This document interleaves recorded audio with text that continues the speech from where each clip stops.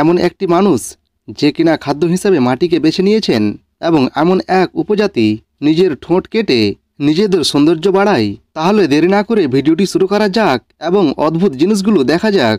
এবং আপনি যদি নতুন হয়ে থাকেন তাহলে চ্যানেলটিকে সাবস্ক্রাইব করতে ভুলবেন না। পৃথিবীর 800 কোটির মানুষের একে অপরের সঙ্গে কারো মিল নেই, তবে খাবারের দিক থেকে খানিকটা মিল পাওয়া যায়। এক এক দেশ বা অঞ্চল ভেদে খাবারের রয়েছে নানান রেসিপি।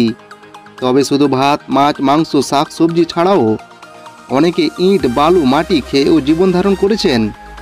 এর আগে ইট, বালি খেয়ে জীবন ধারণ করেন এমন অনেকের কথাই হয়তো শুনেছেন। তবে মাটি খাওয়ার কথা শুনেছেন কি? দিনে তাও আবার 10 ব্যাগেরও বেশি। আর এই মাটি খাওয়ার জন্য ব্যয় করেছেন হাজার হাজার টাকা। তবে যে সে মাটি নয়, মাটি আসতো সুদূর আফ্রিকা থেকে। লন্ডনের বাসিন্দা 31 বছর বয়সী ডায়মন্ড ডিনার মাটি খেতেন তার গর্ভাবস্থা চলাকালীন। সে সময় অন্যান্য খাবারের সঙ্গে মাটি ছিল তার অন্যতম প্রধান খাবার। দিনে 30 প্যাকেট পর্যন্ত মাটি খেয়েছেন তিনি। এক একটি প্যাকেটে 2 গ্রাম মাটি থাকে। মাটি খাওয়ার জন্য খরচ করেছেন প্রায় $4000। সকালের খাবারে তাকে অবশ্যই মাটি চাই। গর্ভাবস্থায় নারীদের বিভিন্ন খাবার খাওয়ার উপর আগ্রহ বাড়তে থাকে।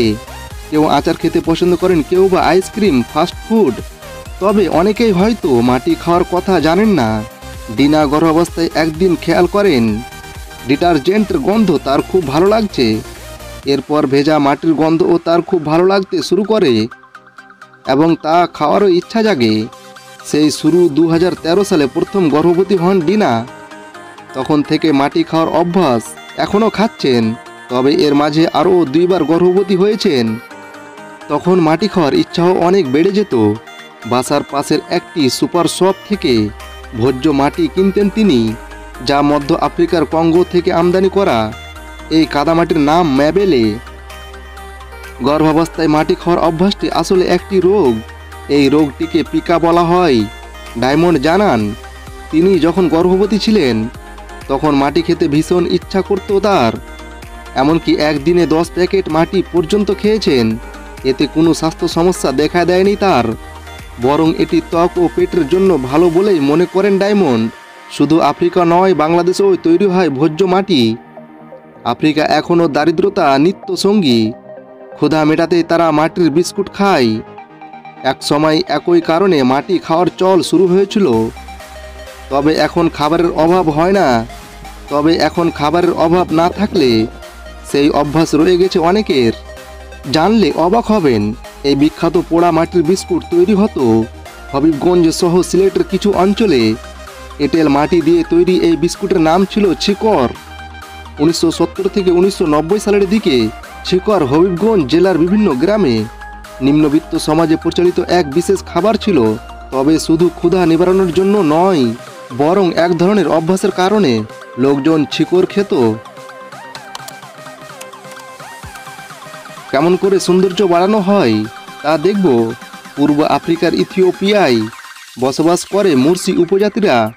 দক্ষিণ ইথিওপিয়া এবং সুদানের সীমান্তে অবস্থিত ওমান উপত্যকায় হয়ে উঠেছে এদের বাসস্থান। বর্তমানে মুরসি উপজাতির মানুষের সংখ্যা প্রায় 10,000। তবে আফ্রিকার বিভিন্ন উপজাতিদের মতোই এই আছে আলাদা পরিচিতি। আফ্রিকার এক এক উপজাতির তাদের এক এক সংস্কৃতি এবং রীতির জন্য পরিচিত। বিশ্বে মুরসি উপজাতিরা দেখতে অন্যান্য উপজাতিদের মতো হলেও তারা বিশেষ বেশ কিছু কারণে এখনও প্রাচীন ঐতিহ্যবাহী সাজ পোশাক এবং রীতিনীতি ধরে রেখেছে। তারা বিশেষ করে এদের নারীদের বিশেষ সৌন্দর্য বর্ধক গয়না যা তারা পরেন ঠোঁটে। এটি অনেকটা এখানকার পিয়ার্সিং বা ট্যাটু করার মতো। ঠোঁট কেটে বেশ বড় মাটি কিংবা কাঠের পাত বা চাকতি ঢুকিয়ে রাখতেন মুরসি নারীরা। নিচের ঠোঁট কেটে সেখানে মাটির তৈরি একটি চাকতি বসিয়ে দেওয়া হয়। এমনকি ধীরে ধীরে একটা অংশ যেমন বাড়তে থাকে তেমন এই চাকতির আকারও বাড়িয়ে তোলা হয়। আর এই চাকতির আকারের উপরেই অনেক সময় নারীদের সামাজিক মর্যাদাও নির্ভর করে। মুরসি উপজাতির মেয়েরা 15 অথবা 16 বছরে পা রাখার পরে তাদের নিচের ঠোঁট কেটে দেওয়া হয়। মোটামুটি 4 সেন্টিমিটার ব্যাসের একটা গর্ত তৈরি করে সেখানে কাঠের ব্লক গুঁজে দেওয়া হয়। যতদিন ক্ষত স্থানের ঘা না শুকিয়ে যায় ততদিন এই কাঠের টুকরোটি বের করা হয় না। ঘাস শুকিয়ে গেলে সেই টুকরো বের করে নিয়ে কাঠ বা মাটির তৈরি অন্য চাকতি বসিয়ে দেওয়া হয়। তবে ঠোঁটটা কতটা ঝোলানো হবে সেটা নির্ভর করে মেয়েটির মতামতের উপর। এই যন্ত্রণাদায়ক প্রক্রিয়া চলতে থাকে বেশ কয়েক মাস ধরে।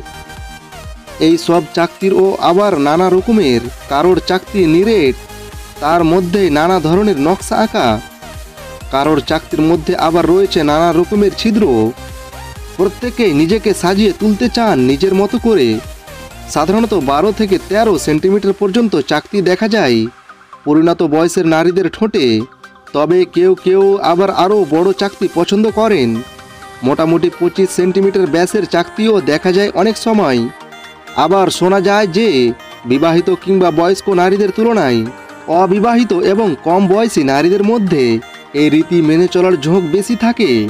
ঠোঁটের এই পাতগুলো মূলত তারা পরেন বিয়ের অনুষ্ঠান কিংবা গরুর দুধ দেওয়ানোর মতো শুভ অনুষ্ঠানে। তবে এগুলো শুধুই কাঠ বা মাটির পাট নয়। ঠোঁটের এই পাতের বিভিন্ন ধরনের অর্থ ও গুরুত্ব রয়েছে। তার মধ্যে অন্যতম প্রচলিত বিশ্বাস হলো নারীদের ঠোঁটের পাত সৌন্দর্যের প্রতীক। নারীরা যখন নিজের স্বামীকে খাবার পরিবেশন করেন তখন তারা গর্বের সঙ্গে এই অলংকার ঠোঁটে সাজিয়ে নেন। এর অর্থ হচ্ছে ওই নারী তার স্বামীর প্রতি গভীরভাবে অঙ্গীকারবদ্ধ। তবে স্বামীর মৃত্যু হলে ঠোঁটের এই পাত খুলে রেখে দেন মুর্শি উপজাতির নারীরা। এছাড়া ঠোঁটের এই চাকতি বা পাতের আরও একটি গুরুত্বপূর্ণ অর্থ রয়েছে। এটি মুর্শিদের পরিচয়ের অন্যতম বড় প্রতীক। মুর্শি উপজাতি অন্যান্য উপজাতিদের তুলনায় কিছুটা হিংস্র প্রকৃতির হয়। এমনকি বিনা অনুমতিতে কেউ তাদের এলাকায় প্রবেশ করলে তারা সেই ব্যক্তিকে হত্যা পর্যন্ত করেন। ফলে এই উপজাতি এলাকায় পর্যটকরা প্রবেশ করার অনুমতি পেতেন না। তবে কয়েক দশক আগে পর্যন্ত তাদের এমন আচরণ থাকলে বর্তমানে সেই ধারণা খানিকটা বদলাচ্ছে। ইউরোপীয় সংস্কৃতির প্রভাব পড়ছে উপজাতিগুলোর মধ্যে।